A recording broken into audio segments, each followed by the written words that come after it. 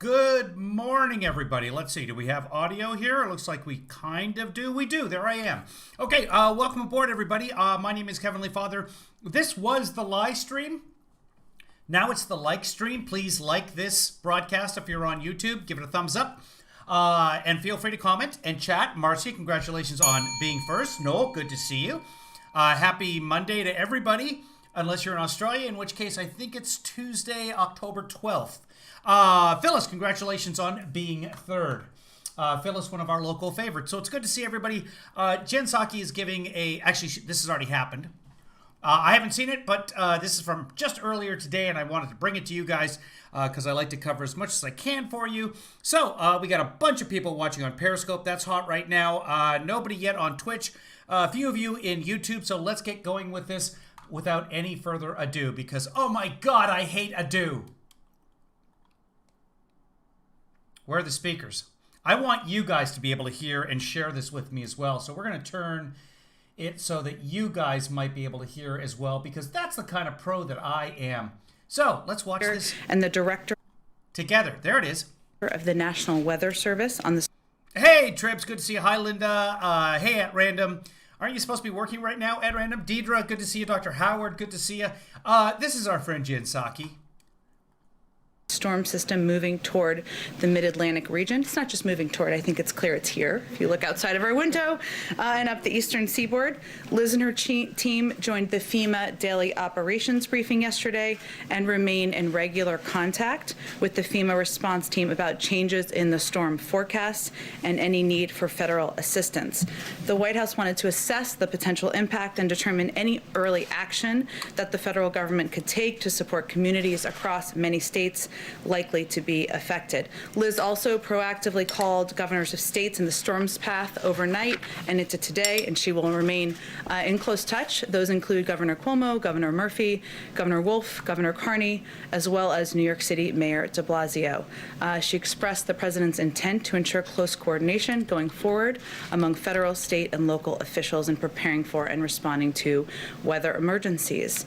Also, as many of you have noted, the president spoke with Senator Collins yesterday, as you all know, invited her and other Senate Republicans to the White House later this afternoon. This meeting is part of the president and his our administration's close and ongoing engagement with members of both parties and on Capitol Hill and on the American Rescue Package. Throughout those conversations, we've underscored the economic and health challenges that our country faces, issues he will, of course, be reiterating today, and the need to move swiftly to address them with a package that is big enough to get schools safely reopened, give financially struggling families and communities a bridge, and deliver on his promise to speed up vaccine delivery and defeat the virus. It's important to remember that the size of the package was designed with the size of the crisis, dual crises, as we've said. And I wanted to just call out a couple of economists and some economic data that we've seen over the last several days. A new report by the Brookings Institution estimates that with the American Rescue Plan, we could boost GDP by 4% and return our economy to pre-COVID levels by the end of 2021. A separate analysis by Moody's Analytics found that the president's plan would create 7.5 million jobs this year and double our economic growth and return our economy back to full employment 1 year faster. The IMF's chief economist said their preliminary analysis found that the plan could boost U.S. economic growth by 5% over 3 years. A couple of other just updates for you. All of those are accurate from what I've seen, but the Congressional Research Service also released information saying that the economy will be back to pre-pandemic levels by the middle of the year, with or without a rescue package. But you're also talking about how much growth you want, etc. So do you want to get back to basics, or do you want growth? And that's what obviously it's going to help things move along faster if you pass the American Rescue Package. Just today, the U.S.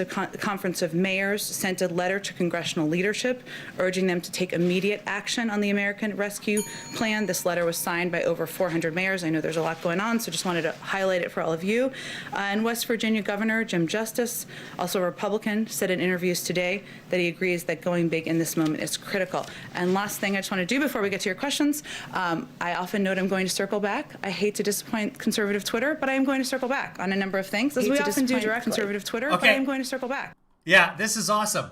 So the last week or so, they're grasping at anything to criticize right now. Oh, Biden signing executive orders. Yes, like a president is supposed to do. And that's exactly what he said to do. And 81 million Americans asked him to do it. That's how presidenting works. So they're upset about that. They're upset about, oh, look at Jen Psaki. She keeps saying she's going to circle back. She keeps saying she's going to circle back. All circle back means is I'm going to get back to you with that information. Rather than giving out inaccurate information or, like a press secretary is supposed to do, according to the last 4 years, attacking the person asking the question, she is now going to circle back and answer that. If you haven't seen it, I think I actually have it. Hold on. This is what's been going around conservative Twitter. More directly. Criticizing Jen Psaki. Hold on, I'll adjust it for you. Let me bring it down because it might be loud. Here we go. This is what conservative Twitter has been up in arms about. I'll circle back if there's more I can share with you. But I'll circle back with you if there's more to convey. I'll have to just circle back with you. We can circle back with you. I'm happy to circle back with you. I can circle back. I will have to circle back on that one. That's an excellent question. Oh, such an important question. We will circle back with you, and we'll circle back with you. It's an interesting question, but we'll circle back. I'm happy to circle back, but I'll have to circle back with you on it. It's a good question, but we'll circle back with you on this today. We will certainly circle back with you more directly. I hate to disappoint you, but I will have to circle back with you. Yeah. So the press secretary is telling the reporters asking the questions, I will get you that information. I don't have it currently, but I will circle back. So here we are now. Jen Psaki is about to circle the fuck back. But Hurricane Maria funds, which was a question that was asked last week, the president has made clear, the status of them, I should say, that it is a priority for his administration to release this funding. We are working to do so, so that is in process. On the White House fence, which a couple of people asked about, I believe it was on Friday, our goal, the president and the vice president's goal, is for the Secret Service to adjust the perimeter as soon as it makes sense from an overall security standpoint. So we're working closely with them on that. And they are, of course, would be in the lead on that front. And the last piece I just wanted to give a quick update on was there was a question about the White House's support for FEMA's request of troops. We, of course, support a whole of government pandemic response that is catering to the unique issues and needs of our states. FEMA's working in strong partnership with states to get a handle on their needs and accordingly have requested the significant manpower in some cases for this unprecedented pandemic response effort. I expect we'll have more on this as the days continue this week on how they will be utilized. With that, let's go. Darlene, welcome to the briefing room. Oh, I know you've been here many times. Okay, she circled back. There was the information that she was asked about. There it is. Here's the information. Doing my job Monday morning. Let's get this out there. It might be Monday afternoon there. I don't even know. What time is it here? It's 9:30. So, okay, so Monday afternoon. They got the information on Monday. The other thing, oh my God, what about bipartisanship? You said you wanted unity. We want bipartisanship. Us senators, 10 of us Republican senators had to get together and submit this letter. And Joe Biden said, oh, okay, thanks. Come on in on Monday. I don't want to call you in on a Sunday. People go to church. I go to church. I don't want to take your time. We'll see you on Monday. Okay. Ah, hair on fire. Again, I'm not a Democrat, but this seems like a much better way to govern than the president not calling Nancy Pelosi for a year. But this is what the right wing is fixated on. And because of outrage, this is what the press will fixate on. They always go after the left wing press and the MSN. They've been doing it for so long that now much of the mainstream media, and that includes Fox News, by the way, they were the #1 news station on cable. They're not anymore. Not since Trump lost. But they will begin to follow the barking dogs. So let's just watch and see how many questions are about bipartisanship or this big meeting. The president is having a meeting with members of the opposing party. Yes, that is what should happen when you're the governor. That's how it works. But it's our first engagement here. Go ahead. On the president's meeting this evening with the senators, can you give... Bang! Right away. Let's keep track. Let's keep tabs, shall we? This pen's broken. Let's get another pen. These, by the way, these are awesome pens, right there. You can get them on the Amazon. That's the, turn it upside down so you can read it. The Pilot G207, available on the Amazons. We're gonna keep tapping. We're gonna do this the old-fashioned way. Here we go. There's a back of a card, back of a business card. So that is one question. One question out of one. This meeting with the senators. By the way, the White House package, the proposal is $1.9 trillion. That's a lot of money. Yes. And we're in a major economic hole right now. And as you mentioned earlier, Moody's, etc., said the money you pump in now gets paid back.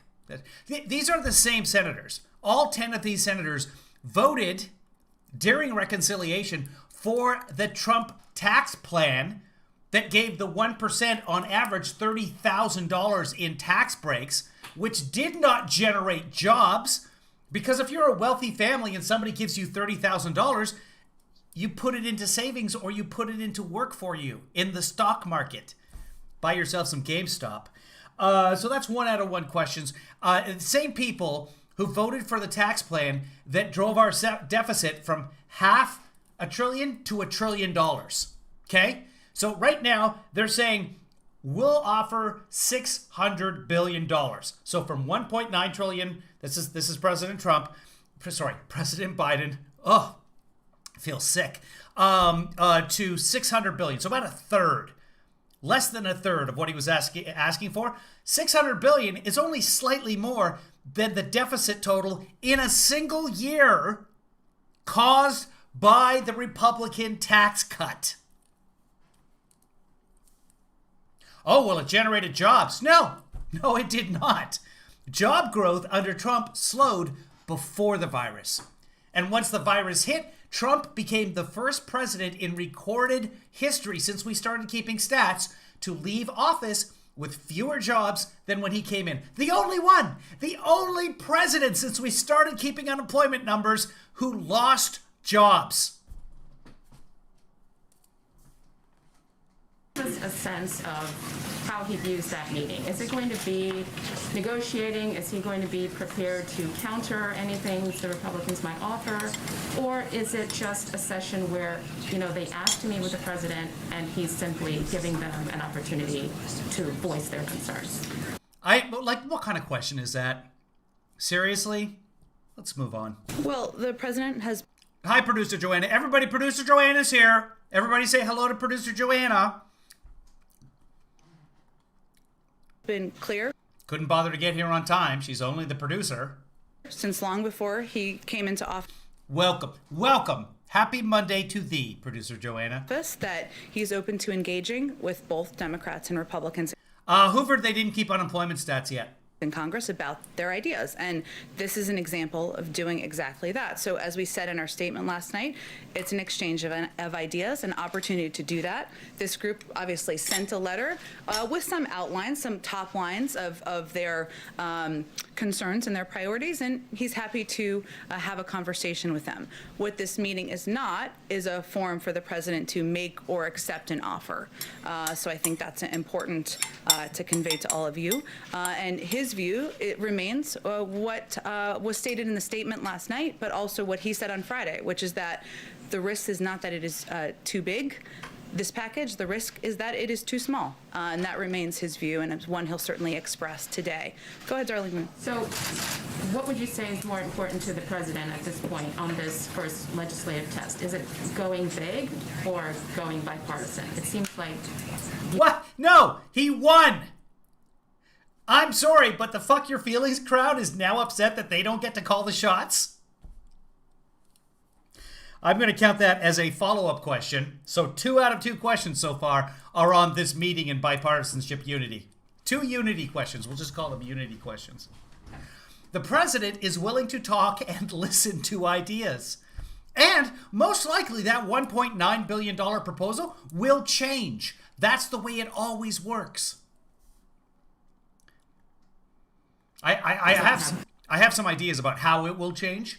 I don't know if anything will come to fruition. I don't want to bore you with them now because it's all just speculation. Well, I think the president believes we can, and there is historic evidence that it is possible to take a number of paths, including through reconciliation, if that's the path that is pursued, and for the vote to be bipartisan. But it's important to him that he hears this group out on their concerns, on their ideas. He's always open to making this package stronger, and he also, as was noted in our statement last night, remains in close touch with Speaker Pelosi, with Leader Schumer, and he will continue that engagement throughout the day and in the days ahead. Okay. Go ahead. You mentioned that President Biden's proposed COVID relief package is designed to be commensurate with the crises. This group of 10 Senate Republicans, what they're offering, as you know, is more than a third less. The top line number, the $600 billion, is more than the... I thought this was actually going to be a question about what's in that package for the American people. No, we're going to talk about the 10 Republican senators. third less of that 1.9 trillion that President We covered this already, but yeah, this is valid, but I'm still counting it as a question about unity. Biden says he wants. Given that, do you see that as a serious attempt at compromise on their part? Well, I appreciate the opportunity to give more comment on their proposal. I think it's... Producer Joanna wants to say to everybody, hi to everybody in the Kevin Lee family. We do a lot of oil changes, so the air filters are very, very important. We are your oil filter, essentially, as well as your air filter and your cabin filter if you happen to be on vacation. Don't forget to like this LieStream. So under somewhere, I think it's a thumbs up. I don't even know. Hold on. Do this. Go on your page there. Yeah, thumbs up. Thumbs up right there. This is what producer Joanna wants you to do. I mean, had she gotten here on time, she would have been much more. But anyway, right down here. See this? Someone just clicked it right there. Let's see if I can click it. Down at the bottom of the screen, that little thumbs up. I liked myself. Wow. Producer Joanna, call to action. That thing just jumped from 12 to 18 in no time. You guys are awesome. Thanks to producer Joanna. It was probably just me talking about it that actually, but yeah, no, good job. Good work, producer Joanna. Thumbs up for producer Joanna. 19. Wow. That's you doing the work, Jojo. Here we go. They put their ideas forward. That's how the president sees it. He felt it was... How many times does she have to answer this question? An effort to engage on a bipartisan basis, and that's why he invited them to the White House today.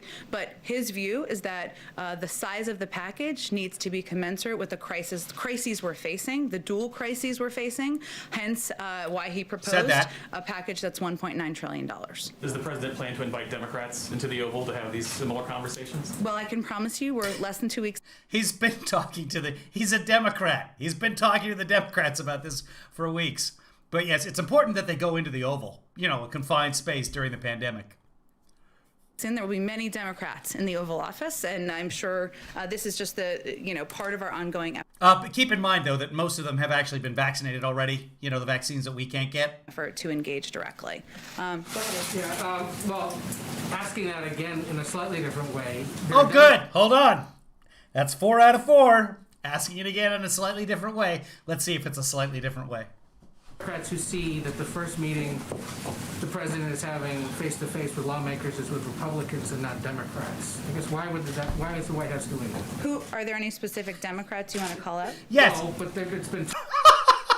Doesn't have a name. Who are these Democrats that are so upset that the president is having a meeting with the Republicans? Please share. No, it's just water cooler talk. Talk about it. There's concern that Just people talking about it in hallways? Okay. Talking about it in hallways. Hallway talk. That's right. It is the Capitol. Look at her face. She's just like, just people talking about it in the hallway. Are they talking about it? Are they really super duper upset? Is that what's going? Really? Okay. All right. Maybe it's nap time. Maybe have a little bit of a nap. Would you like some crackers? Some graham crackers? Would you? Okay. It's just hallway talk. I gotta watch that again. This meeting. Call him a disgrace. Call him a disgrace to reporters, and he's the enemy of the people. Come on, do it properly, Jen. I already said F in the broadcast, so I could probably say S. the president is having face-to-face with lawmakers is with Republicans and not Democrats. I guess why is the White House doing that? Are there any specific Democrats you want to call out? No, but it's been talked about. There's concern that, Just people talking about it in hallways? Okay. Sure. Yeah, it's just people talking about it in hallways. Is that what's going on? Yeah? Yeah? Mm-hmm. Okay. Okay. Well, I can assure you that Speaker Pelosi and Leader Schumer, they have been in very close touch with the president directly and members of the senior team. He has been in touch, but also members of our senior team have been in touch with. I don't know who that reporter is, and he's doing his job. But like I said, the reporters right now are all chasing the barking dogs. Yeah, he's having a meeting with Republicans. That's how it's supposed to work. Surely, there are some other questions we can get to that might have something to do with affecting the American people. Democrats across the political spectrum, and that will continue. And there will be definitely Democrats who will be part of conversations here at the White House. Yes. On that. You said in your statement that the scale of what must be done is large. Let's bottom line it. Is $618 billion considered large by the White House? Okay, I am counting that as not a question about unity. God, should I, guys? Because it's the Republican proposal. One of the producers in the room, make the call. Anybody at the producer level or greater, make the call. Should I count that as a, it is Chris Wilson. Okay, Chris, you give, what is it, 48 cents per annum? So I'll count that. All right, we're making it 5 out of 5. Because again, it's just, we're having a conversation. We have a proposal. Do ya? Uh-huh. Did you talk about that proposal in the hallway? Okay. Why don't you come in, sit down, we'll talk about it. Okay? Well, I think our statement last night made clear that the president believes that the risk is not going too small, but going not big enough, and that his view is that the size of the package needs to be commensurate with the crises we're facing. That's why he. Ha! That's what she said. Oh, do not. Proposed one. Is it 37 cents? I apologize. I gave you too much credit there, Chris. 0.9 trillion. There's obviously a big gap between 600 billion and 1.9. That's what she said. No, don't. I'm sorry. It's Monday and I got nothing. Children. I don't think any of us are mathematicians, otherwise we wouldn't be here. But we can all state that clearly, and so clearly he. Why wouldn't a mathematician be there? Wouldn't that be great to have an actual mathematician? Remember, we watched Dave. Those of you who watched Dave on our Friday Zoom movie, he brought in a regular accountant. Thinks the package size needs to be closer to what he proposed than smaller. And in that statement, you called out That's enough jokes about package sizes, everybody. Let's move on. $1,800 relief checks, a substantial investment in fighting COVID and reopening schools, aid to small businesses and hurting families. A lot of that isn't in the Republican proposal. So why have this meeting at all if they're Okay, I was going to count that as a genuine, actual, substantive question. I was going to count it until he got back to the Republican proposal. Why have the meeting? Okay. 6 out of 6. not even going to take seriously what he is proposing? Well, again, Ed, this is an opportunity to exchange ideas, to have a conversation. That's why he. How many times has she said that? Is it 5 now? 4 or 5 times she said to say, we're exchanging ideas. This is a discussion. We're open discussions. This is what we do. Invited them over here to the White House. He outlined the specifics of what he would like to see in the package in his speech, his primetime speech just a few weeks ago. And there are some realities as we look to what the American people are going through right now. 1 in 7 American families don't have enough food to eat, right? We're not going to have enough food. Not Stephanie. She's got her own avocado tree. Funding to reopen schools. We don't have enough money to ensure that we can get the vaccine in the arms of Americans. So there are some real impacts, which he will certainly reiterate as he has publicly and privately in many conversations. But Okay. This is like the 3rd time somebody from the East Coast has complained about the snow. Rick, you hate the snow? I should say producer Rick hates the snow. Well, I'll tell you what, producer Rick. I was playing tennis and I had to stop this morning after 45 minutes because it started to sprinkle. So you're not the only one who's experiencing inclement weather. What'd you have, like 2-3 feet? Send pictures. They've put forward some ideas. He's happy to hear from them, but he's also feels strongly about the need to make sure the size of the package meets this moment, and feels the American people expect that of their elected officials as well. Can I ask you a question on Burma? Sure. This statement the president just put out, among other things, it says the United States is taking note of those who stand with the people of Burma in this difficult hour. Okay, we have a real question, everybody. He's talking about Burma. There was just a little bit of a coup there. Also known as Myanmar. They changed their name the last time they had a military coup. So, I mean, that's a coup question. Good job. Is that perhaps a message to China? I think it's a message to all countries in the region, and countries who will be asked to respond or to consider what the appropriate response will be in reaction to the events that have happened over the past couple of days. Go ahead. Thank you. On Friday, we heard the president. That's odd though that Biden called it Burma, but I forget what the official policy of the United States is. So diplomatically, they call it Myanmar, but in passing conversation, I mean, we all know it is Burma because it's been Burma forever, and maybe Burma again at some point. I don't know, but anyway, it doesn't really matter. It doesn't change anything. President come out and say that while he wants to pass this bill with support from Republicans. And we're back. Okay, so now we are at 7 out of 8 questions. If we can get it, it has to pass with no ifs, ands, or buts, as he put it. That if we can get it part, should we take that as a sign that the president recognizes he may have to be abandoning his hopes for bipartisanship? I think it's hardly an abandoning of bipartisanship. We're still at a phase where the House and Senate are working through, as you know, from covering Congress, the entire reconciliation, what the process would look like on the budgetary front this week. Senator Leader Schumer and Speaker Pelosi have both said they would also like it to be bipartisan. We'll see what comes out of this meeting today, and if there are good ideas to put forward, we'll put forward them. There's still time to do exactly that. And even if through the parliamentary process that the Congress will decide it moves toward reconciliation, Republicans can still vote for that. And there's certainly precedent of that in the past. Republicans are allowed to vote with us anytime they want to. It's true. Absolutely true. You mentioned that the Republicans can still vote for the bill, obviously, even if it's done through reconciliation. But some Republican sources say that's not really bipartisanship. Okay, another question on bipartisanship. So that's now 8 out of 9. Doesn't satisfy that promise because it's not true compromise.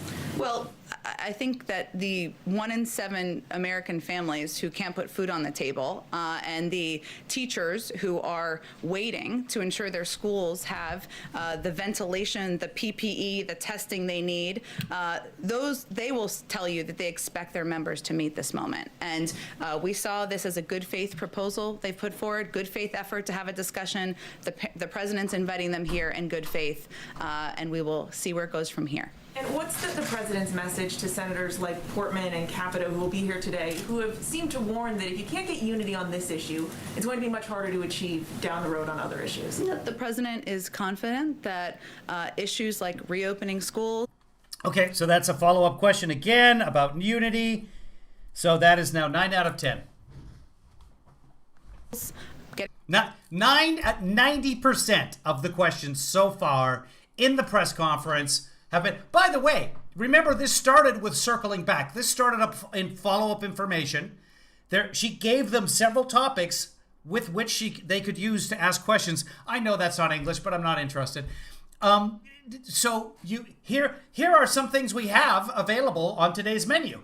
Well, what about the lemon salad? Well, we're not serving the lemon salad. It's a wonderful salad, but we don't have lemons today. Well, we really want to know more about the lemon salad. I know, that's a terrible analogy, but it's Monday, and 90% of the questions are about unity. Come on, press. Softball questions are one thing, and really the press hasn't been giving her softball questions. We've watched some of these. It hasn't been a series of softball questions. It's been hey, first off, congratulations, and then what about this and this and this? They've been getting down to business, but it almost seems today like there's no business for them to get down to. There was the start of that question where he's like, give me specifics about you're opening the schools. You got $900 billion for the people in the unemployment. You got this. What about a cap? Whatever. There's all good questions out there. What about more targeted checks rather than $1,400 per individual? There was some mention of 2,000. Why is it now 1,400 when many Americans were under the mistaken impression, by the way, that it was going to be 2,000 and additional to... There are specifics that we can talk about. Instead, we're just following along the conservative scream of, oh, bipartisanship. Well, how is this unity? Oh, how dare you, guy who won the election, House that won the election, Senate that won the election twice. All right, let's go back to more questions about partisanship. Shots in the arms of Americans, ensuring people have enough food to eat. Yeah, how about some vaccines? Are there any questions about the vaccinations? Has anyone in here been vaccinated? Are not just Democratic issues. He takes his former Republican colleagues at their word, of course, that they're committed to these issues too, and that's why he wants to have the conversation. Yeah. Go ahead. Thanks, Jen. I want to ask you about GameStop. Some Yes! lawmakers have proposed legislative reforms like restrictions I want to ask you about GameStop. How bipartisan is GameStop? on short selling and financial transactions tax, that the latter of which President Biden supported during the 2020 campaign. So I want to ask you now if the White House would support actions like those to address the situation. Well, as we've noted in here several times before, but I just want to reiterate, obviously this is under the purview of the SEC in terms of their review and monitoring. But this is there is an important set of policy issues that have been raised as a result of market volatility in recent days, and we think congressional attention to these issues is appropriate and would welcome working with Congress moving forward as we dig into these further policy issues. But I don't have anything further to predict for you other than we... Ho, wait a minute. Marcy, are you saying the actor who played Screech passed away? He was, like, what, 53, 55, somewhere in that range? Am I way off? I never watched the show, but is that... Hold on. Let's just dig into that if that is breaking news. Dustin Diamond was his name. Oh, God, he was only 44. Passed away, stage 4 lung cancer. Yeah, this was Dustin Diamond. Played Screech. Lung cancer. That's him as Screech on Saved by the Bell, which has been rebooted. And Kevin Lee Daughter was part of the reboot, so you can find her all over. Wow. What is it on? Peacock. It's on the Peacock network. So if you want to watch Saved by the Bell, the new version, Kevin Lee Daughter's on it. So that's sad. Lung cancer. This is what he looked like lately. So, a sad moment.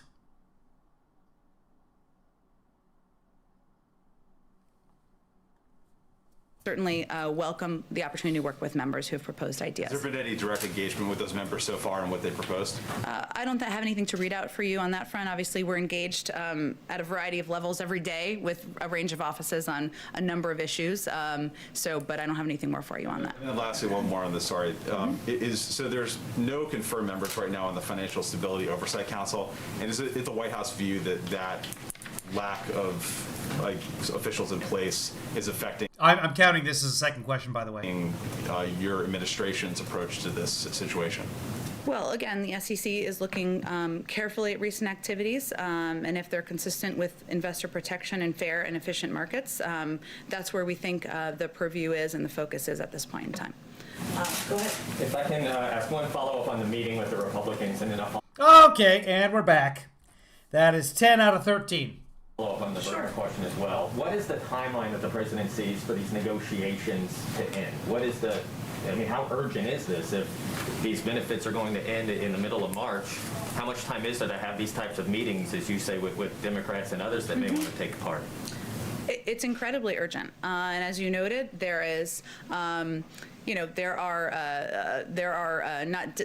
timelines coming up, I should say, in terms of when the Americans who are applying for unemployment insurance will no longer be able to get access. As I noted earlier, 1 in 7 American families can't put food on the table.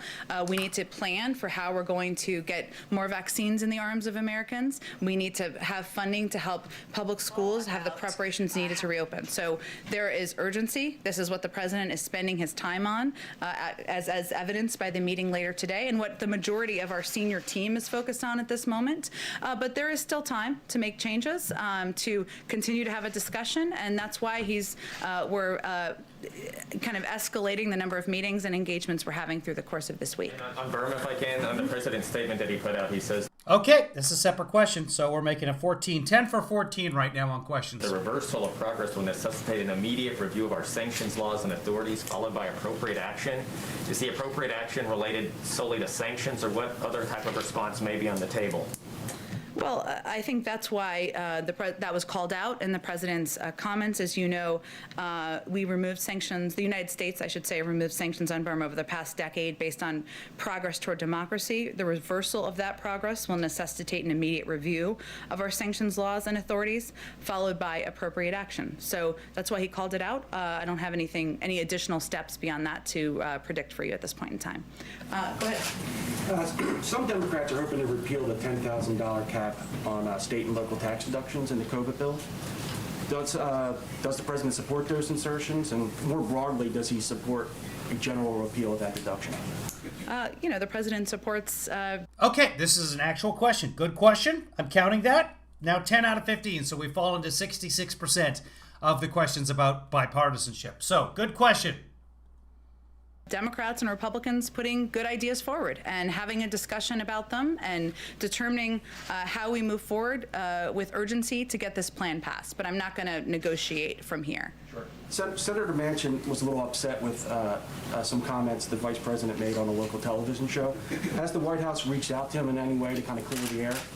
We've been in touch with Senator Manchin, as we have been for many weeks, and will continue to be moving forward. And not only is he a key partner to the president.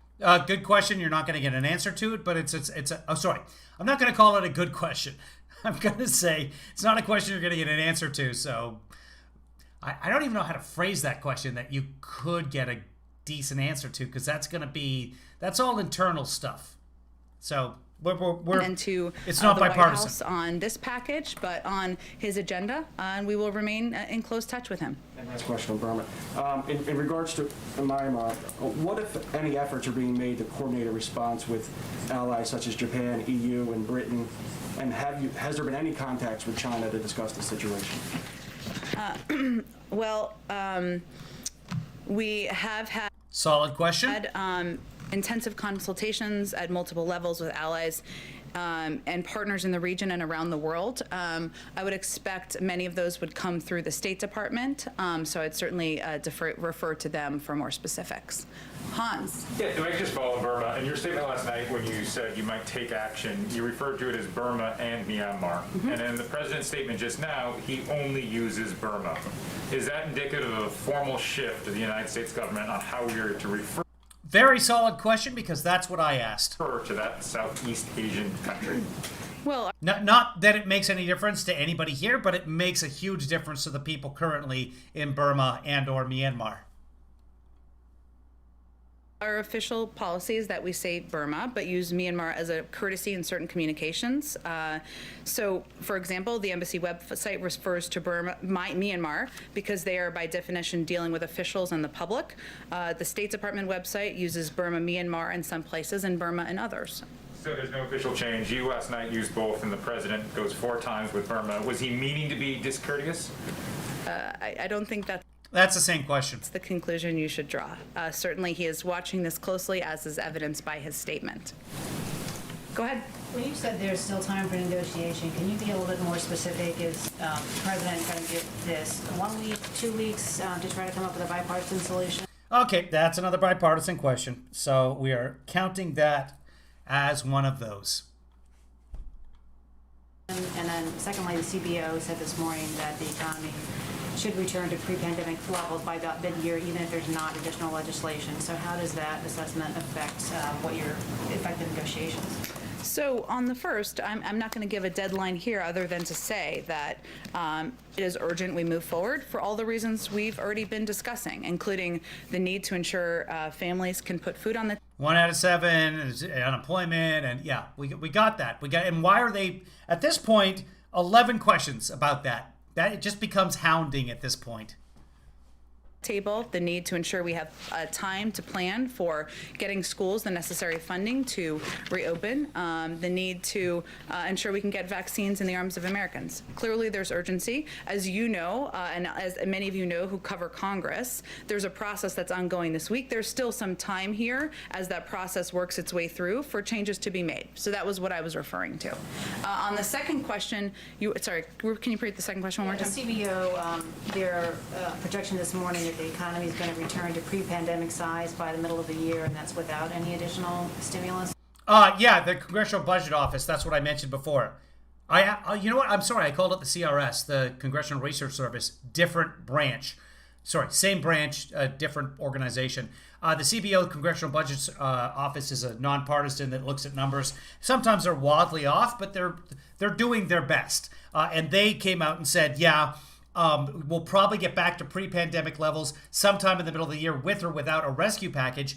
But they also said it'll be much quicker if we do get the package. And remember, Jen Psaki before was talking about the Moody's Analytic, etc., dealing with growth, not just getting back to where we were. Well, the president's plan, as we've been discussing in here, was designed to achieve certain basic goals. Getting shots in the arms of Americans, helping the 1 in 7 families who are going hungry, and the nearly 7 million Americans who are facing possible eviction during a pandemic. The CBO projections for next year's growth isn't a measure of all of these things, right? It's not a measure of how each American family is doing and whether the American people are getting the assistance they need or whether we're able to get vaccines and the shots of people. So that's a very good answer, because there's a lot more in the $1.9 trillion than just trying to get the economy back to where it was a year and a half ago. And I think Jen Psaki said next year. We're talking about 2021, not next year.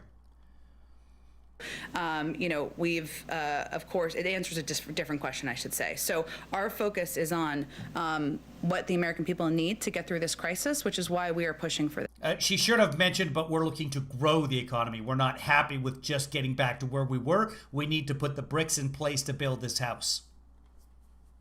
This piece of legislation. Go ahead.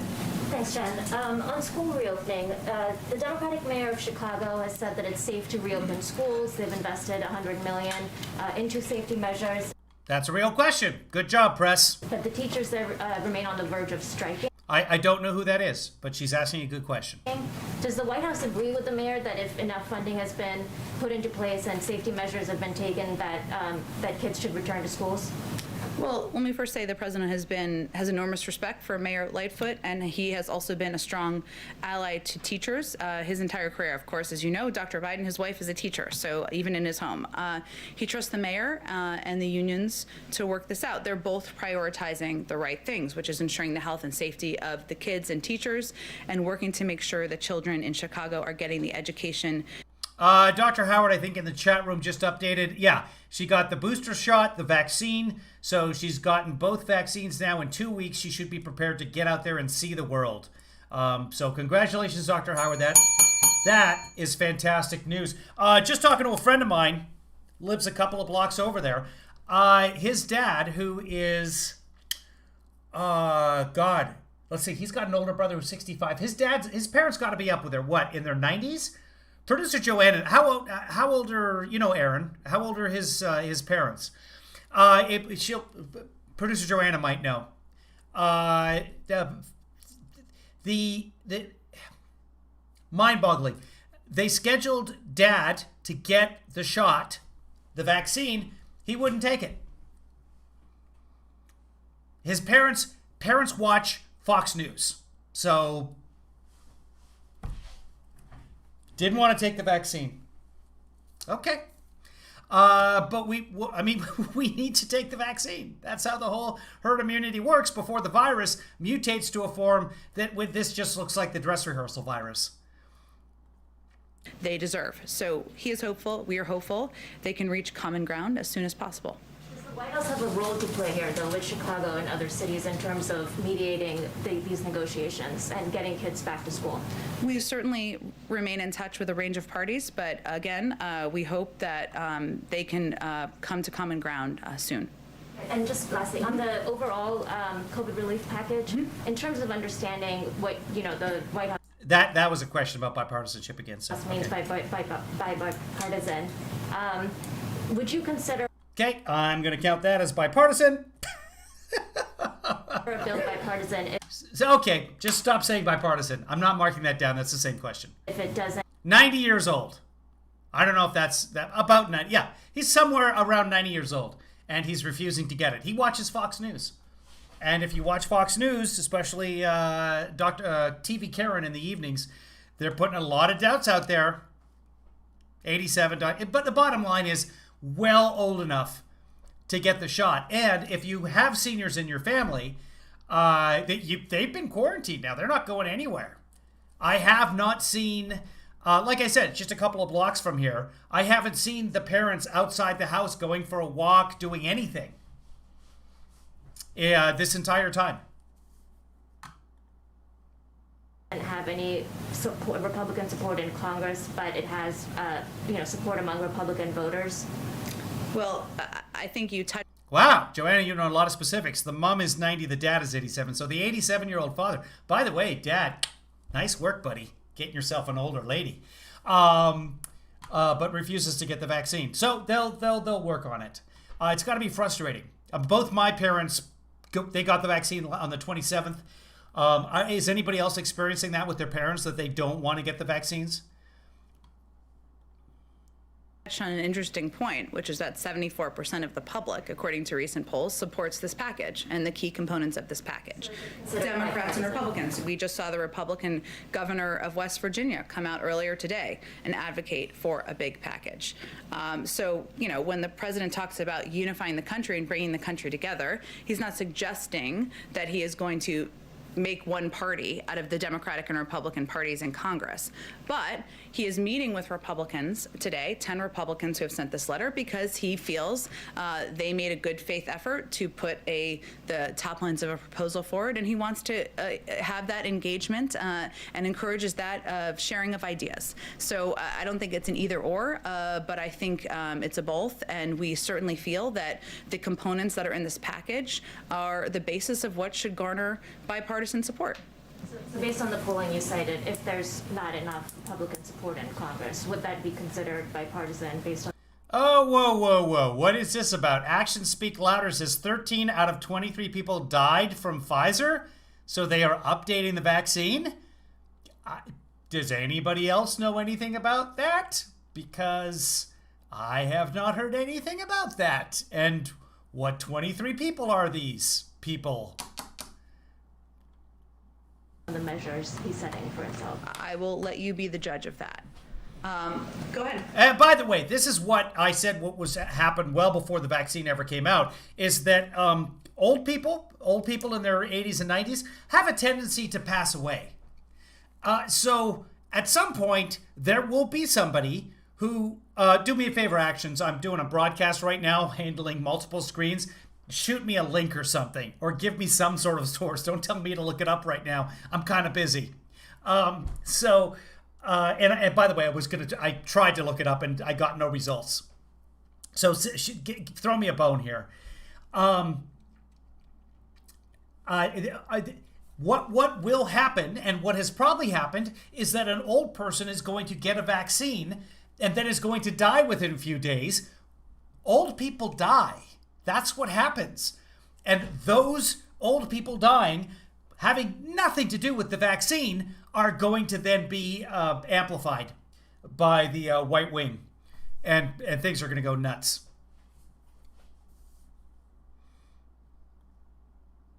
Thank you very much, John. Okay, Rick, you're wrong. It's 23 people. What 23 people died after receiving the virus or the vaccine? What are we? Somebody fill me in on that. You know what? I'm going to let you guys. I'll look at it later. Let's get back to this. This is the thing. If this was an actual story, we'd all be hearing about it. This would be every question. We wouldn't be talking about, well, tell us about the tea party that the president's having in the Oval Office. This would be the lead story. The vaccines kill people. Okay, so there's no certain connection. Thank you, Rick. According to Stienmar Madsen, medical director of the Norwegian Medicines Agency, there is no certain connection between these deaths and the whatever vaccine. Thank you. And that might have been the whole initial study, and that might have been some of them had a placebo. I don't know. But if it was vaccine related, that would have been duplicated across multiple populations. Question for one reporter who couldn't be here because of social distancing. This is a question from Cleve Wootson from the Washington Post. What kind of preparations went into Vice President Harris's interviews in with West Virginia stations last week? I don't even know how to grade this question, because really it's a question about Vice President Harris upsetting Joe Manchin, who is a Democrat, but the most conservative of the Democrats in the Senate. So it's really, but Joe Manchin wants a bipartisan bill. So how do I grade this? Do I just ignore the question, or do I say this is a question about bipartisanship, or do I say it's not a question about bipartisanship?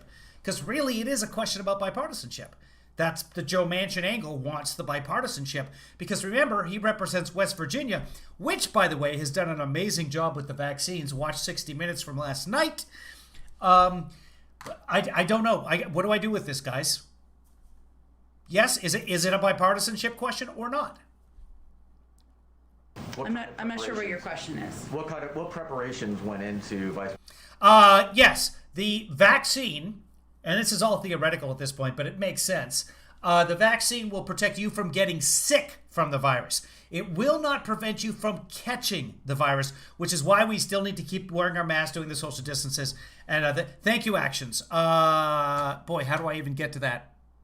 You're on Twitter's. Let's see if I can click on it. Okay, 23 die. Okay, within days. Okay, of the deaths, 13 were nursing home patients who were at least 80 years old and were apparently related to the side effects of the vaccines, according to health officials. Okay, all right. 13 were nursing home patients who were at least 80 years old and were apparently related. Chief physician at the... Oh, I'll pull it over so you guys can read it. This is WBTW News 13 coverage you can count on. Myrtle Beach, Florida. Okay, let's just make sure this is a legit site. Okay, give me a second here. Because a lot of these sites, especially the television stations and radio stations, were established by Russians, etc. years ago. And I just want to make sure that that's an actual station.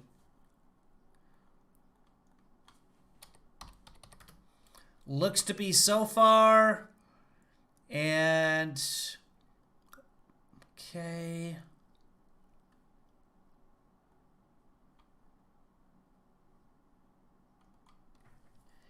stations for Myrtle Beach, South Carolina. Did I say Florida? South Carolina.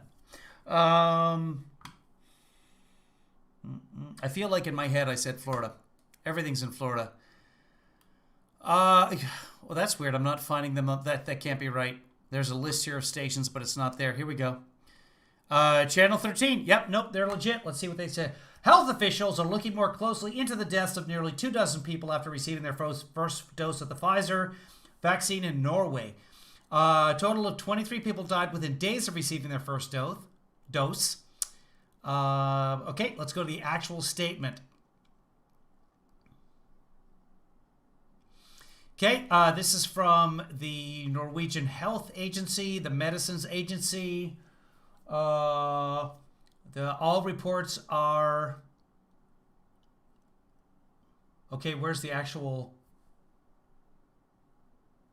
the adverse reaction statistics for the different COVID-19 vaccines are not directly comparable because they have not been used in the COVID vaccination program for the same length of time. Okay, that doesn't really...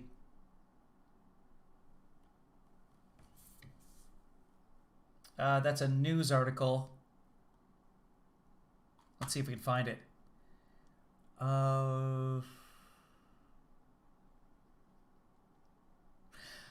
So even if suspected adverse reaction is reported, it does not necessarily mean that it was caused by vaccine. But that was back on January 21st. So this was the link from that television station. So it's possible they're misinterpreting results. Is anybody else? Let me check in here. Senator Presser was the common side effects like fever and nausea may have contributed to a fatal outcome in some frail patients. That's a possibility. But we don't know, which is what I said was going to happen in the first place. On any given day, old people die. And some people who get the vaccine are going to die. The Norwegian Medicines Agency and the National Institute of Public Health will assess all reports of suspected reactions. The Pfizer vaccine required 2 doses, more than 35 million doses of various COVID-19. Yeah, so 35 million doses, and we've got 13 to 23 dead in Norway. Hard to say that that's a direct correlation or causation. Let's find out. Moving on. President Harris's interviews with local stations. I don't think I finished earlier. Yes, you can get COVID even if you've been vaccinated, but it won't make you sick in 90 to 95% of the cases. So you still need to protect yourself from getting COVID-19. Now, what it does is the vaccines actually work in your lungs to prevent the replication of the virus, but the virus, you could inhale the virus and it's active in your nose and you can exhale, and that way the virus also gets out and you can make other people sick. Although I don't know of a case where that's actually been documented 100%. We're still so early in the process. Basically, even after you get the vaccine, you still need to protect yourself and you need to protect others, wear masks, social distance, etc. It's to keep you from getting sick, not to keep you from getting the virus. It trains your body to produce the antibodies necessary for fighting the virus if you get it. And if you can fight it early because your body already knows how to make the antibodies and you already have some antibodies in your body, you'll be in good shape. That's the thinking behind it. Rick says, so far of the people I know that got it, it's been split. The first is more painful than the second, or vice versa. It's like hit or miss depending on how you react, I guess. Yeah, my dad experienced a little pain around the shot. My mom did not. And neither of them had any side effects apart from my dad's arm was a little bit sore, which worth it so far. How did your team prepare her, or can you be more? Was it part of a larger White House strategy? Was it This Week with George Stephanopoulos that I watched, producer Joanna? It might not be 60 Minutes. I might be incorrect on that. I can't remember. So it could, if Joanna's saying This Week with George Stephanopoulos, then watch This Week with George Stephanopoulos. We can't watch it because ABC will tag me immediately. They're very, very, very careful of their stuff getting out there, even if it's done properly. To put pressure on politicians in West Virginia? Our focus, the bottom line is our focus is communicating with the American people about how the American Rescue Plan can help put food on the table. By the way, Actions, thank you very much for posting that link. I appreciate that. So much better than people just saying, oh, look it up. I'm like, I got things to do. Especially when you try and look something up and it doesn't pop up. Then it's like, oh, I don't know your rabbit holes. But I appreciate that. Can help ensure we can get vaccines in the arms of Americans and help send kids back to school.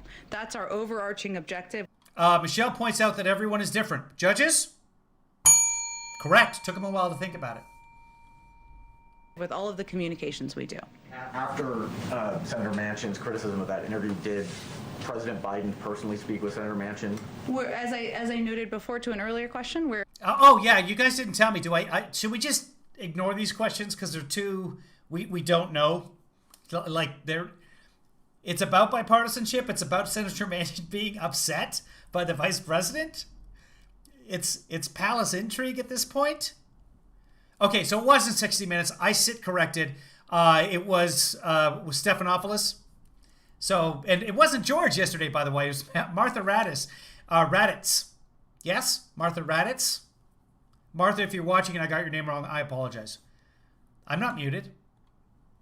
We're certainly in touch with Senator Manchin and his team, as we have been for some time and will continue to be, and he's an important partner. So ABC's This Week with George Stephanopoulos with Martha Raddatz. As we look to move forward on this package and, of course, all of the president's agenda. And I have a question about the meeting with Republican senators today. The proposal. All right, so this is all about palace intrigue. I'm going to count this question as a real question. I don't know. Do I count those other questions? No. If there's a producer, there's several producers in the room. Guys, what are your thoughts? Do I count those questions about Joe Manchin, or do I just ignore the questions completely, or do I count them as real questions? I don't know what to do with those. I'll let you decide. That they put forward would take the over $300 billion in aid to states and local governments that Biden has put forward and zero that out. There would be But what are you saying? No what? What? How do we count them? Give me specifics at random. no aid in their proposal to state and local governments. Is that a non-starter for President Biden? I mean, can he even move forward with a... Not real questions? Okay, we're just going to ignore everything that he said up until that previous question, or the question that's happening right now. A proposal like that? Well, there is a reason that funding was in the initial proposal, including, sometimes the definition of calling it state and local means people don't know what it means, right? It is, and I'm not suggesting you're doing that. We've probably shorthanded it too. That is funding for firefighters, for police, local communities, for enabling them to help get through this period of time. I'm not going to outline for you what the red lines are from the podium when there's discussions that are ongoing. But again, the reason that each component was put in the package was because economists, health experts, many that the president and others consulted with felt there were essential components to help get the American people through this period of time. Can I follow up on that state and local? Sure. Republicans are pointing to a J.P. Morgan report that most states haven't had a drop in tax revenues, and some states have seen an increase in tax revenues as an example of why that state and local tax relief or state and local relief isn't needed in this latest package. Well, again, I think. Oh, I got to look at that. I'm going to make a note to myself. J.P. Morgan, different states. I do not know how some states have seen an increase in tax revenue since COVID, but okay, I'll take a look at it. This question. This is the Republicans pointing to that, but they're not specifically talking about bipartisan yet, so... our objective is I'm going to say this is a valid question. Good work. Focus on not J.P. Morgan reports, but what state, local governments and others are telling us they need to ensure that the people in their districts, the resources in their districts, the people who are making government function in their districts have the funding and resources they need. Go ahead. Hi, Mish. Hi, how are you? Two questions. The first is, does the president support House Democrats moving forward? There's Yamich. With the process of reconciliation today, there's some reporting that they're waiting for the guidance from the White House. The president, as was noted in the statement. That's a real question. She's not asking about the meeting or specifically bipartisanship, rather than she's talking about a parliamentary procedure. Last night is grateful for the urgency and the pace at which they're moving, and as you know, this process can take a little bit of time. But he certainly supports them moving forward to move a package ahead.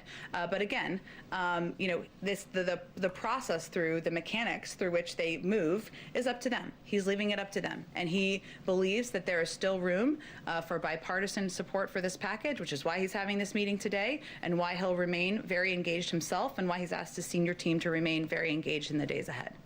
If anyone has seen the J.P. Morgan report on what states did better than others during the past year in terms of tax revenue, I can't find it. So if somebody has seen it, please post it. Follow-up to that, just with reconciliation, is there a timeline that this White House is looking at as, okay, now we have to move forward with reconciliation? You keep talking about how urgent it is. I'm wondering if there's a deadline in the White House's mind or in the president's mind to say, okay, we have to move forward at this date. Again, urgent.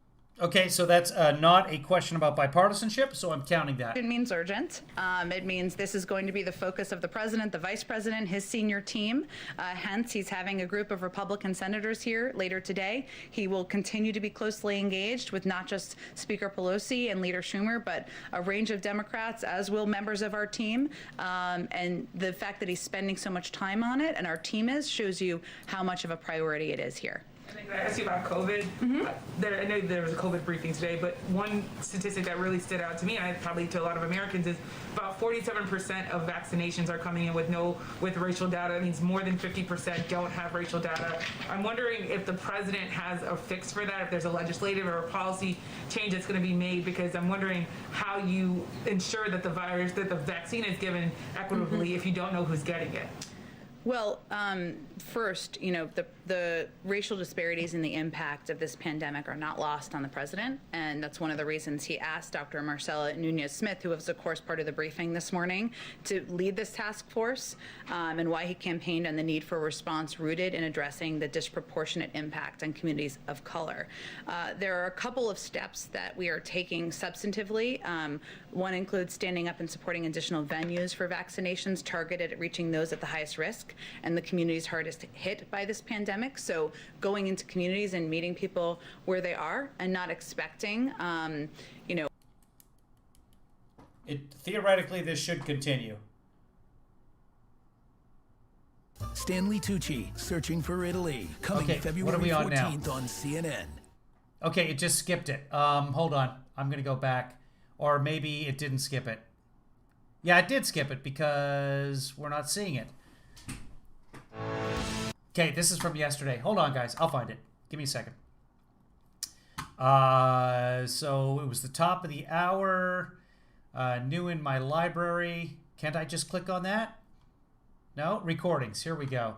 So we went from, it was politics, inside politics, working up here to, where is it? What comes on after inside politics on CNN? All right, we'll go to C-SPAN. We'll find it. Well, what it was it on MTP Daily? Hold on. 10 a.m. Yep. With racial data, that means more than 50%. Response rooted in addressing the disproportionate impact on communities of color. There are a couple of steps that we are taking substantively. One includes standing up and supporting additional venues. Yeah, Yoshi, we found out that Screech died today. Dustin Diamond. Sad day. We talked about that a little bit earlier, but thank you. For vaccinations targeted at reaching those at the highest risk and the communities hardest hit by this pandemic. So going into communities and meeting people where they are and not expecting, every community to go out and seek and search where they can find the vaccine. Meeting with states to discuss their plans for ensuring equitable vaccine distribution and offering assistance in achieving that goal. So as you all know, and we've talked about it in here, governors are obviously overseeing the distribution and efforts to ensure that the vaccine is getting into communities across the country. We are closely engaged with them and looking for ways to help assist in that front and think strategically and That's vaccine, everybody. That's vaccine right there. Creatively about how to do that. And we're also working with CDC to identify and explore ways to urgently improve the quality of vaccination data reporting by race and ethnicity. There's no question it's not the level that we need it to be at. Is there like a directive that's going to happen, or is there a message to the people that are giving out the vaccines? We need this data. Ruth Ann asks, have you ever accidentally walked into a convenience store without a mask and freak out and run back to the car? Yes! No, I can't remember if it's a convenience store, but I've done that. I've been walking away from the car, doop-de-doo, and then I look at everybody else and I see somebody wearing a mask and I'm like, oh crap! Ah! Yes. Never did that before last year. No idea why. How that actually gets changed on the ground level. Is it a president? I don't know if it's a presidential memorandum or a policy change. Yamich is running up the score here with the questions, but this is not. I'm just wondering if someone walks into CVS, how does that person taking their data say, yes, the White House needs me to get this data from this person? Well, again, equity is essential and a priority in everything we do, including addressing COVID and the pandemic, which is the president's top priority. I would certainly defer to our health and medical experts, who I know spoke to this a bit this morning, and I think Dr. Marcela Nunez-Smith will be out more in the next 24 hours or so, talking more about steps we can take on this front. Go ahead. I have a follow-up to Amish's great question about reconciliation, and it's that the Senate Republican leader Mitch McConnell back in 2017 famously said, winners make policy, losers go home. Given that, why shouldn't Democrats, why shouldn't President Biden be as tactically ruthless as Republicans have been in pushing priorities that he champions? Well, I'm going to count this as a question about bipartisanship, because that's what it is. Although not saying why, tell us about the meeting, etc. It's a valid question of winners make policy. And I mean, we know that Mitch has been ruthless and cutthroat for years. Why shouldn't the president do that? Good question. It's counting for both, is what I'm saying. It's a good question, but it's also about bipartisanship. But I like the framing of the question better than all the other nonsense. This now makes 15 questions about why isn't everybody all holding hands? Well, I think the president has been clear that he is encouraged by the pace and the rapid pace, I should say, that Speaker Pelosi and Senator Schumer are moving this package forward at.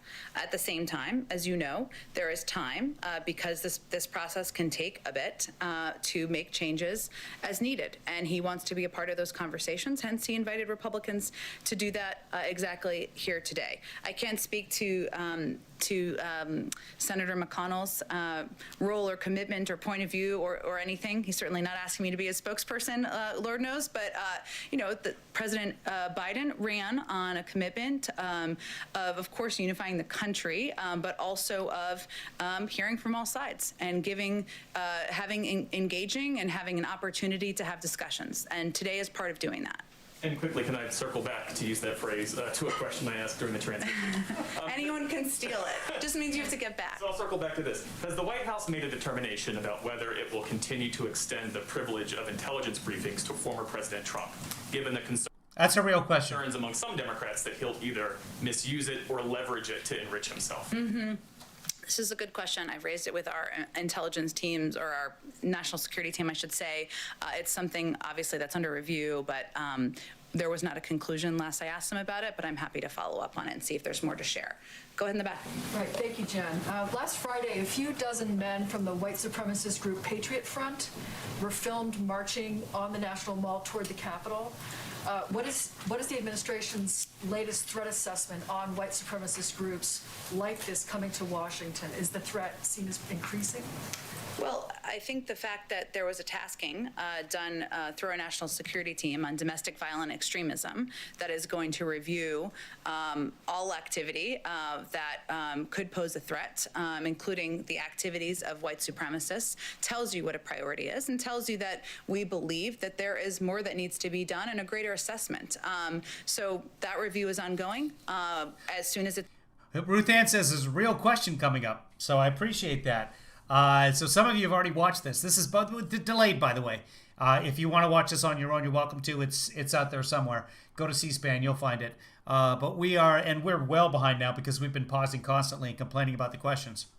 Concluded, I'm sure we'll have more to share with all of you about our view at this point in time. Go ahead. Thanks, Jen. On just a bit of a housekeeping matter, since the Senate delayed its confirmation vote on Alejandro Mayorkas, does that mean that the immigration rollout that you guys have linked to that confirmation is going to be pushed back as well? Well, we are certainly hopeful he will be confirmed tomorrow, and we have every intention of moving forward tomorrow with the immigration executive actions that we have discussed in here a bit. Go ahead in the back. Thank you. Last week, a statue of Mahatma Gandhi was desecrated, vandalized in the city of Davis in California.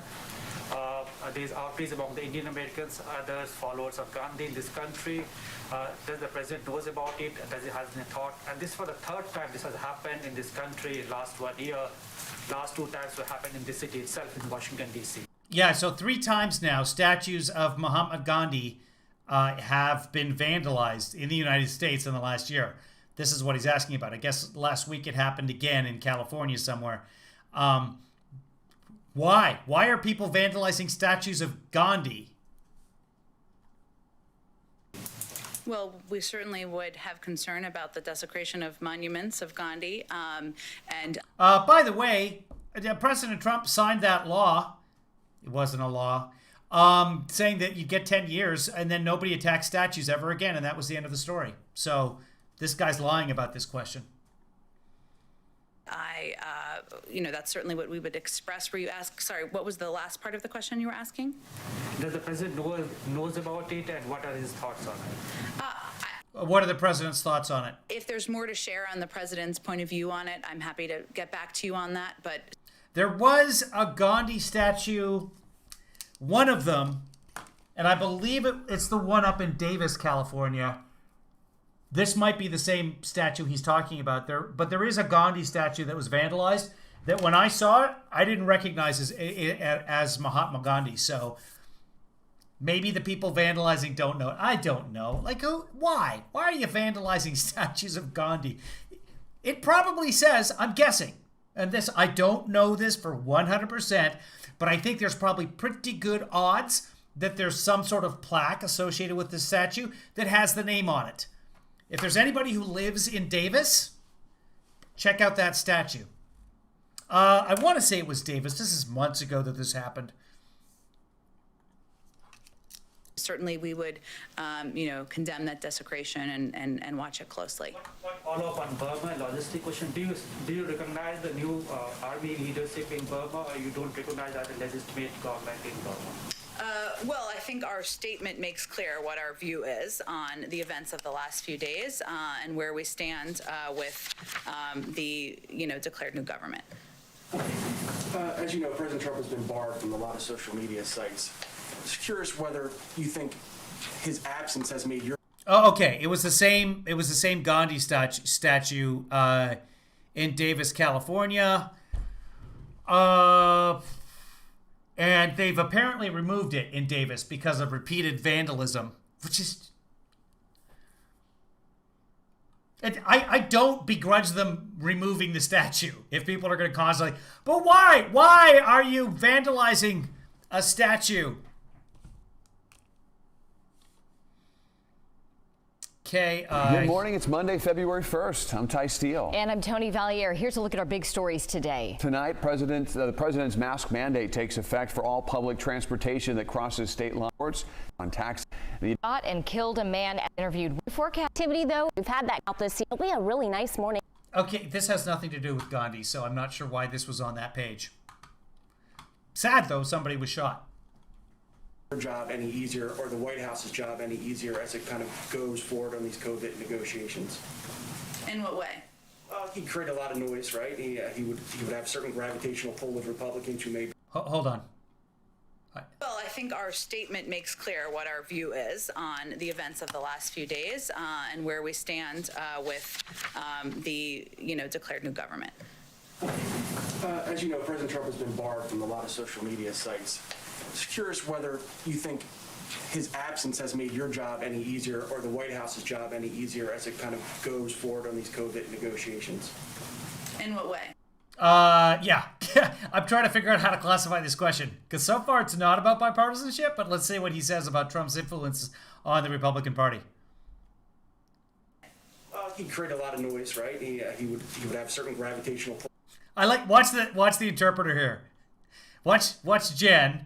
She's all like, in what way? And then the interpreter down in the corner. I'm gonna zoom in on her. Here she is. Watch the interpreter go like, what? Where I? Oh, that's not. Don't. Quiet. Sorry, guys. Watch the interpreter in the corner right here. I can put it in studio mode so I can go back and forth. Give me a second. Okay. Here is Jen Psaki. Just curious whether you think his absence has made your job any easier, or the White House's job any easier as it kind of goes forward on these COVID negotiations. In what way? He'd create a lot of noise, right? He would have certain gravitational pull with Republicans who may be may be more inclined to take a harder position. Wonder if that's been anything that you guys She's just like,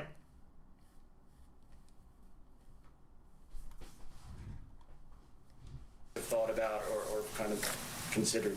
This may be hard to believe. We don't spend a lot of time talking about or thinking about President Trump here. Former President Trump, to be very clear. I think that's a question that's probably more appropriate for Republican members who are looking for ways to support a bipartisan package. let's go back on that. Are thinking about President. You would have a certain gravitational pull with Republicans who may be more inclined to take a harder position. Wonder if that's been anything that you guys have thought about or kind of considered. This may be hard to believe. We don't spend a lot of time talking about or thinking about President Trump here. Former President Trump, to be very clear. I think that's a question that's probably more appropriate for Republican members who are looking for ways to support a bipartisan package and whether that gives them space. But I can't say we miss him on Twitter. Does President Biden support the continuing ban of President Trump on their sites? I think that's a decision made by Twitter. We've certainly spoken to, and he's spoken to, the need for social media platforms to continue to take steps to reduce hate speech. But we don't have more for you on it than that. Particular way that the president is trying to keep touch with We don't spend a lot of time thinking about President Trump. basic everyday Americans. Why? Because he lost. Done. Such as getting a sampling of letters that are sent to him, as some past presidents have done, especially as it relates to the pandemic. That's such a good question. Such a good question, but I didn't hear The it. way that the president is trying to keep touch with basic everyday Americans, such as getting a sampling of letters that are sent to him, as some past presidents have done, especially as it relates to the pandemic. Something about the president keeping track or keeping in touch with everyday Americans? Maybe we can gauge what she actually said by Jen's reaction. That's such a good question. You know, he is looking to remain engaged. It's hard when we haven't done any travel yet, and we're certainly hoping to do that at some point in time to engage with Americans more directly. I don't have anything specific. He does receive, of course, letters. It takes some time for them to come in. As you know, they kind of go through a process once they arrive at the White House. That's something he's eager to have access to. Obviously, there's also, many ways to provide feedback or input to the White House, which he's eager to receive too. But let me see if I can get more detail for you on that. Go ahead, Darlene. Another House. Okay, so I'm writing that is a nonpartisan question. So that's a valid question. Talking about, I think, as from what I can gauge there, Americans sending letters to President Biden and him keeping in touch with everyday Americans. Housekeeping question. Do you know if all 10 senators are coming to the meeting this evening? Oh, we're back to the meeting. Okay, that's a housekeeping question. Are all 10 senators coming to the meeting? It's a great question. Are they all coming? It is not a great question. I don't have a That's not really that relevant. official manifest, but we will venture to circle back with all of you on that after Circling back. the briefing. And if I can ask another one on Burma. The president. Oh, there's a question on Burma. Okay, that's a good one right there. How do those 10 Republicans feel about what we call Burma? Statement that just came out. He's calling on the international community to come together in one voice to press the Burmese military to reverse what they've done. But do the events at the Capitol on January 6th make it harder for the United States to be part of this international community that he's calling on? Look, I think President Biden, I don't think the international community sees President Biden as a root of the events on January 6th. And certainly he has made every effort through conversations directly with partners and allies, through how he has spoken publicly in disgust about the events on January 6th, and through his own commitment to restoring rule of law, democracy here in the United States. The United States remains a country in the world that is looked to for leadership, and it's going to take some time, but he's certainly committed to doing that. Thank you. I didn't really understand the question, and I didn't really understand the answer, but I'm okay. Go ahead. Another housekeeping related to the Capitol. Does the president or anyone else here plan to visit Wednesday to pay respects to Officer Sicknick? I will check on his schedule for you, Ed, and if there's more to outline for you. Go ahead, Hans. You may get into this tomorrow if we have an immigration preview or later tonight, but if for unaccompanied migrants arriving at the border now, after that appeals court decision, are they being turned away right now? We're going to have a briefing tonight for all of you on our actions tomorrow, and the president will have more to say. So I'll refer to that. Is that going to be one of the subjects, one of the items that's going to be discussed? I'm not going to preview it more for you. We're still kind of doing the final review, believe it or not. But we'll have a briefing tonight in advance of our announcement tomorrow. Oh, thank you, at random. That makes sense. It was whether or not the events at the Capitol on January 6th hurt our credibility to then criticize the coup in Myanmar, Burma. So, yeah, no, valid question. So she was correct in saying it was a good question. I'm glad you cleared that up for us. Thank you, at random. I couldn't really understand what she was saying. Great. Thank you, everyone.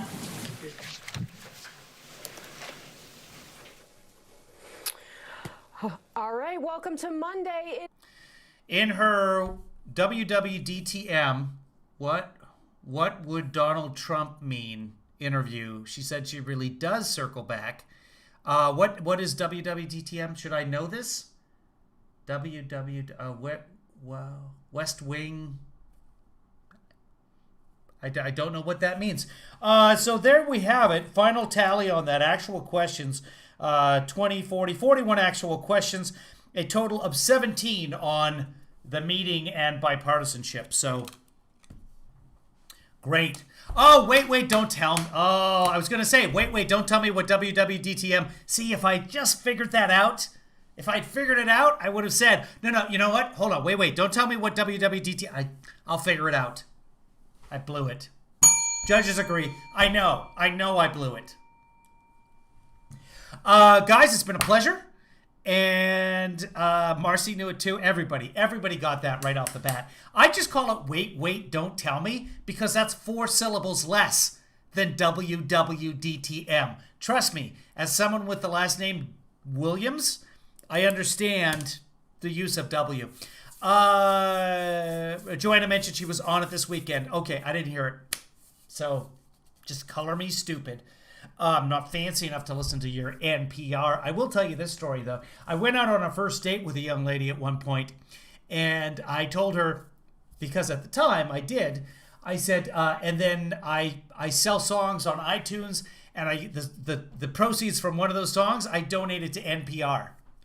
And and her response to me was, yeah, I'm a big supporter of the NPR, because my dad has rifles. There was no second date. Just so you know the end of that story. We got married immediately. Marched right to the courthouse. Her dad was not happy about it, which was unfortunate. Turns out he had guns. He was an NPR member. That's a true story, kids. And I think that's the last story we're going to tell during this session of whatever we're calling this. I haven't decided yet. So, hey, thanks for watching an actual press conference. I don't know how long it's going to take to wean the press off of the way it's been for the last 4 years with 17 out of 41 questions. Yeah, 17. I might have said 14 before because I'm not smart. Just chasing the dog. Or chasing the dog's tail, or chasing the bar. I don't know. Just whatever. Guys, maybe we'll see you later today. Maybe not. Got a lot of stuff to do. I hope you do too. Everybody stay safe, stay warm, and here are some closing credits.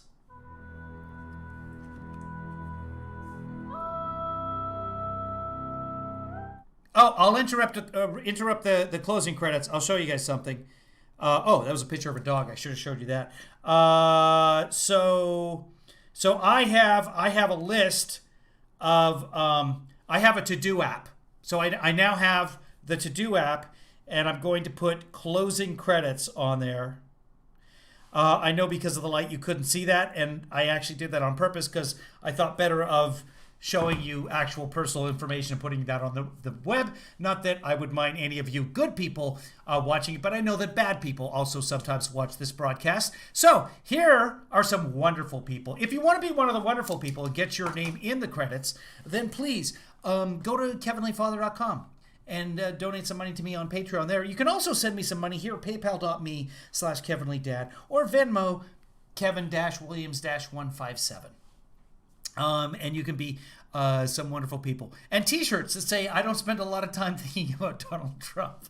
Maybe that'll end up on the t-shirts. Producer Rich, I didn't see him in here today, so I do have to... Oh, I'm going to put that on there. Thank you for the reminder. T-shirts. Okay, t-shirts. T-shirts, because I have been promising t-shirts for... What has it been, like 8 months now? I got to get on that, guys, and we will get on that. And executive producer Rich is running that operation. So I need to give him the tools to do his job, which he has volunteered for which he has volunteered. Anyway, that's enough of that, guys. Here's some closing credits.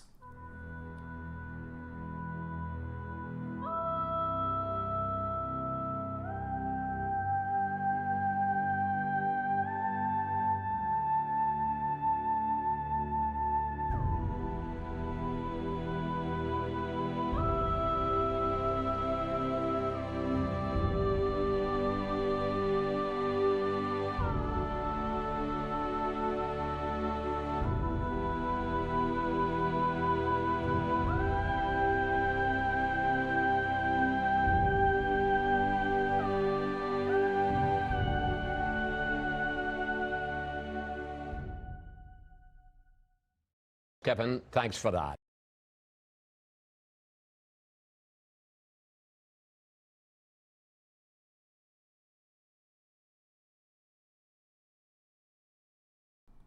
The end.